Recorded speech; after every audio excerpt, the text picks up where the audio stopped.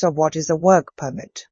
A work permit, or permit to work, is an official written authorization. It allows a specific job to be performed safely, but only after hazards have been identified and the necessary control measures and precautions are in place. Think of it as a safety passport. Before any high-risk work begins, this document must be issued and approved. No permit, no work.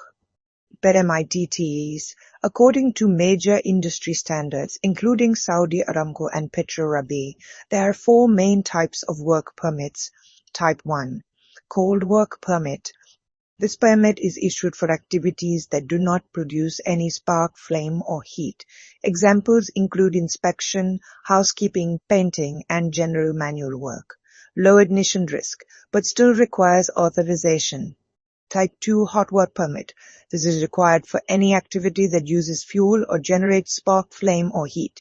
This includes welding, cutting, grinding, gas cutting, vehicle entry into hazardous zones, and lifting activities.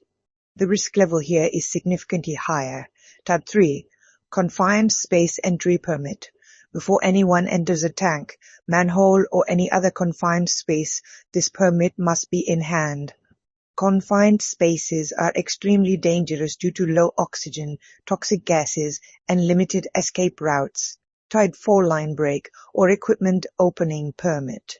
This permit is required before opening any pipeline, valve, pump, or equipment that contains pressure, gas, chemicals, or liquids.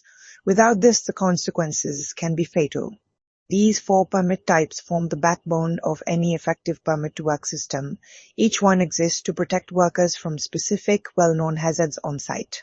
In our next video, we will go deeper into the full PTW process, from application right through to sign-off and close-out.